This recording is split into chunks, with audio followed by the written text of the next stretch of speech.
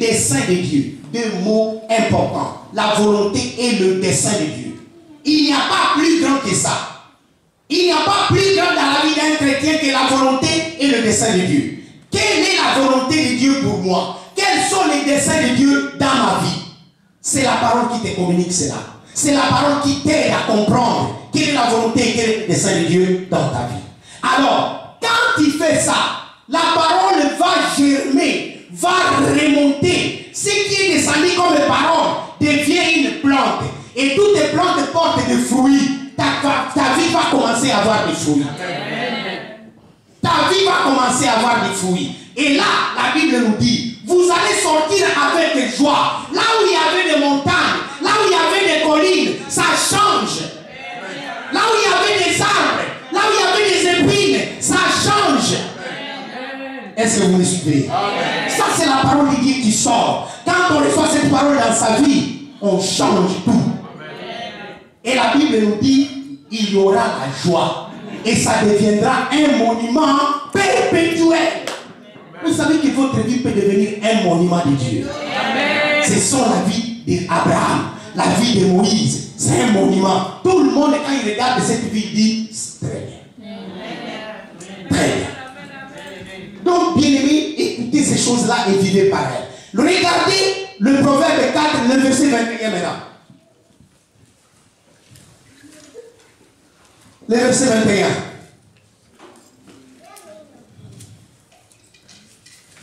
Ah oui, hein? Qu'il ne s'éloigne pas de tes yeux, garde-le dans le fond de ton cœur. Voilà. Qu'il ne s'éloigne pas de tes yeux, c'est quoi? Les discours. Les discours. Les discours. Et les discours ici, c'est exactement la parole. Donc, qu'il ne s'éloigne pas de tes yeux. Nous avons parlé des oreilles. Mais maintenant, ici vient un autre organe qu'on appelle les yeux. Vous savez que les yeux nous posent un problème. Ma casse. Les yeux posent un problème. La chute de l'homme. C'est parti des yeux. Satan amène le fruit à Ève. Elle n'a jamais mangé le fruit. Mais elle voit le fruit, elle dit, il est bon à manger.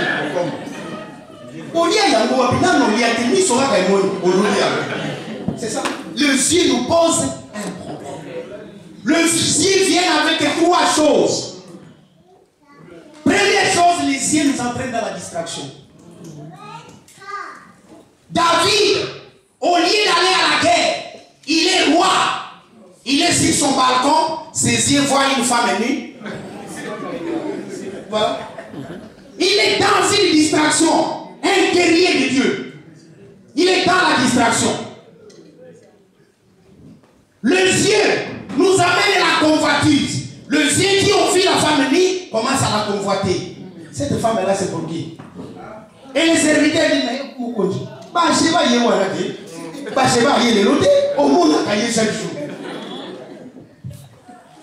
Convoitise, l'entrée dans sa vie.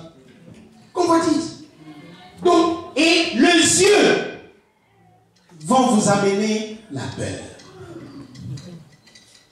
Trois choses terribles qui peuvent détruire votre vie.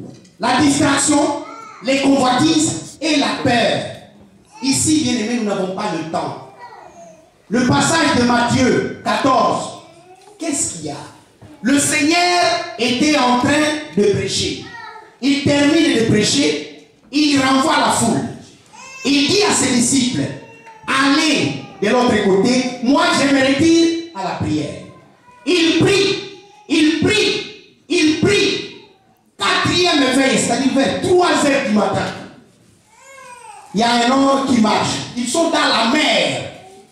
C'est le lac. Ils sont dans la barque des pêcheurs professionnels. Mais il voit quelqu'un en train de marcher sur l'eau. Normal. En train de marcher sur l'eau. Normal. Il marche, il marche, il marche. La Bible nous dit, d'abord à partir du verset 26. Quand ils ont vu, ils n'ont pas cru. Un homme en train de marcher sur l'eau, c'est pas possible. La Bible nous dit qu'ils ont une très grande frayeur. La frayeur dépasse la peur. Oui, ils avaient énormément peur. Ce n'est pas possible. Alors, quand le Dieu voit et Dieu envahit de la paix, c'est un fantôme. Qui vous a dit que c'est un fantôme? Cet homme, vous vivez avec lui chaque jour. C'est lui qui vient là-bas. C'est lui qui vient. Ils ont vu, ils ont eu peur. Les cieux peuvent avoir peur. Tous les enfants d'Israël voyaient Goliath sortir des rangs. Quand ils les voyaient, la Bible nous dit, et le roi et tous les soldats fuyaient. Et ils se demandaient l'un à l'autre, avez-vous vu l'homme? Est-ce que vous avez vu l'homme? Voilà. Les yeux, c'est que les yeux font. Les yeux vont vous donner la peur. Paul et Pierre ne dorment pas. Il dit, Seigneur, si toi tu n'es pas un fantôme, et il sort un autre grand mot, ordonne que moi je vienne. Et le Seigneur a dit, viens.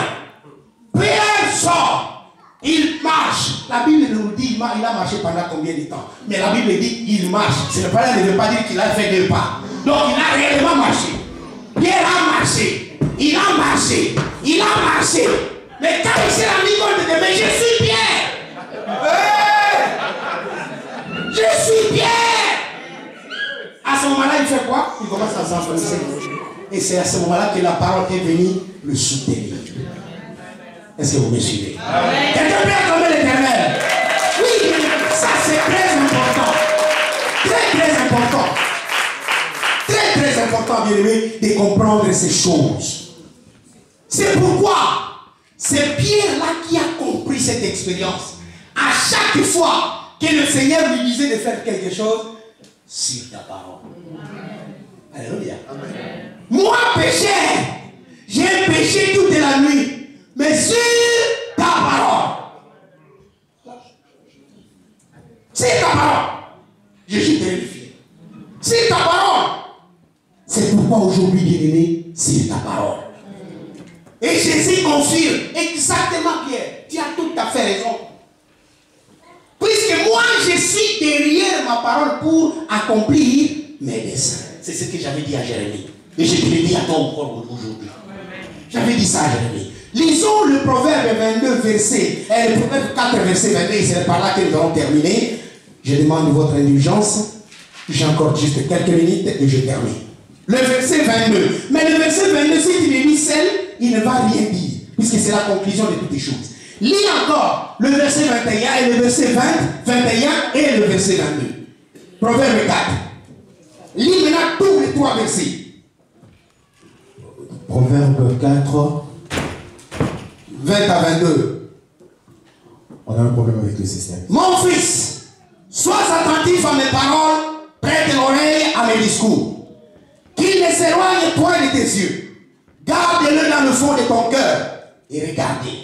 Car c'est la vie pour ceux qui les trouvent et c'est la santé pour tout leur corps. Parole de Dieu.